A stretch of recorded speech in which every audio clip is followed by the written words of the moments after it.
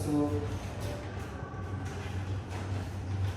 Selamat pagi Bu, silakan duduk di sini ya Bu. Oke, jadi baik Bu, perkenalkan nama saya Dr. Adi. Kebetulan saya menjaga pada pagi hari ini. Mohon maaf Bu, dengan nama Ibu siapa? Iva dok. Oke, Bu Iva, umur berapa Ibu Iva? 40 tahun. Oke, Bu Iva 40 tahun. Tinggal di mana Bu?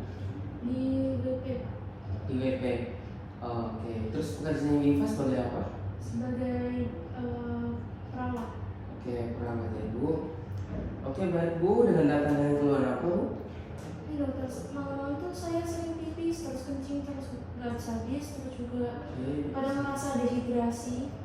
Tapi padahal nggak melakukan aktivitas yang berat. Kemudian juga saya kadang sering lapar gitu di malam. Oh, oke. Sering lapar di malam hari ya Bu? Iya. Saya juga kadang-kadang lapar juga di sini. Oke, baik Ibu. Oke, jadi ini ada menunjukkan tanda-tanda diabetes Ibu. Apakah untuk riwayat keluarga Ibu, apakah ada mengalami hal yang sama seperti sebelumnya? Kebetulan mama saya ini, ayah sama mama saya ini ada riwayat diabetes juga. Oh, oke. Dan sudah meninggal, almarhumah sudah meninggal. Apakah Ibu pernah merasakan penyakit yang sama seperti dahulu? Belum pernah sih. Oh, berarti baru kali ini ya? Iya. Oke. Terus apakah ada riwayat pengobatan atau alergi sebelumnya, sebelum datang ke sini?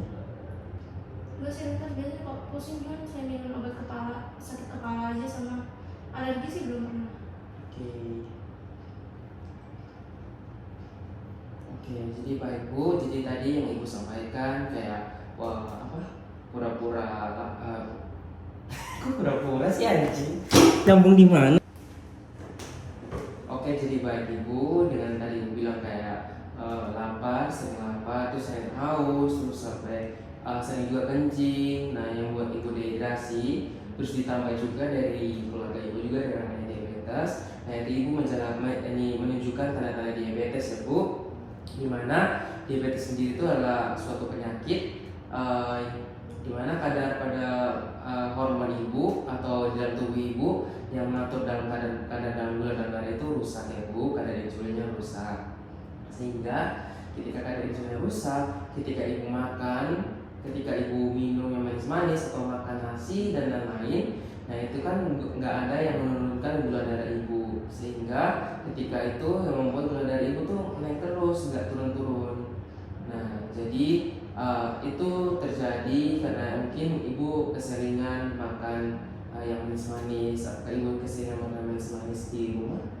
Sering banget sih dokternya minum Coca-Cola. Oke, baik Bu. Jadi kayak seperti kita tahu juga ya Bu, kalau Coca-Cola itu mengandung kadar gula yang sangat tinggi karena itu minuman bikarbonat. Nah, itu kadar gulanya sangat tinggi ya Bu. Jadi untuk itu saya mengingatkan ibu untuk mengurangi agar tidak terjadi timbul diabetes yang lebih tinggi, tingkatnya lebih tinggi lagi ya Bu. Nah, nanti ibu mungkin bisa berolahraga ringan seperti mungkin jalan kaki atau mungkin senam di rumah Bu. Nah, itu bisa juga agar membuat pola hidup ibu tuh supaya lebih sehat lagi. Nah, dan juga ibu untuk dietnya ibu mungkin ibu tetap makan nasi, tapi mungkin nasinya mungkin bisa diganti Bu dengan yang nasi rendah, kadar gulanya itu rendah seperti nasi merah. Nah, mungkin juga ibu kalau bisa di selang-selang waktu, ketika waktu ibu makan pagi tapi langsung ibu lapar, mungkin ibu bisa mengganti dengan snack-snack ringan yang rendah kadar gula, misalnya kayak Tropicana Slim atau yang kadar gula rendah itu, mungkin ibu bisa ganti itu supaya mungkin kadar gula dari ibu jangan langsung naik dengan meloncat gitu lah Bu. Terus ibu mungkin bisa mengurangi makanan-makanan yang seperti gula-gula gitu. Nah, gula-gula itu mungkin ibu jangan langsung makan yang banyak, atau mungkin di selang-selang mending kalau ibu rasa lapar atau mungkin ibu rasa pusing. Nah, itu mungkin ibu bisa makan gula-gula, mungkin kan itu kadar gula dari ibu itu yang drop. Nah, seperti kita tahu juga kalau diabetes itu kadar gula darahnya itu lebih dari 200 ya Bu. Nah, itu kadar diabetes tinggi, yaitu hiperglikemi. Terus kalau di bawah 60 atau 70 itu udah masuk hipoglikemia, berarti gula darah ibu tuh dalam keadaan rendah. Oke, nanti saya akan memberikan penjelasan pengobatan pada ibu ya. Nah, pengobatannya itu mungkin dengan injeksi insulin ya Bu. Nanti injeksi insulin itu yang berguna untuk menurunkan kadar gula darah ibu. Nah, itu injeksi itu akan dilakukan setelah ibu makan ya Bu.